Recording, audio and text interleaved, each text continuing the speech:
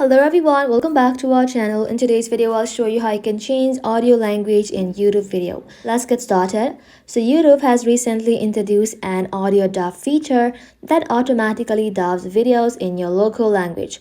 But if you prefer watching it in the original language, here's what you can do. Open up YouTube and then inside here simply sign in to your account.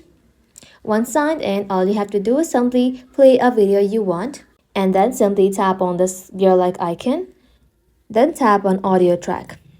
Here you will be able to find multiple language options. You need to look for the one that's labeled as original. This is the video's original language such as English or another language. You can simply tap onto it to switch back to original audio. But if you don't want YouTube to auto-dub certain languages, simply tap on preferred language right over here and then simply tap onto it one more time. Just like that, select the language you understand by checking the box. This tells YouTube not to dub videos that are already in those languages. Once done, simply tap on confirm to save your preferences. That's it. That is how you can change the audio language of any YouTube video on Android or iPhone. Thank you all for watching. If this video was helpful, leave a like and sub, and I'll see you in the next one.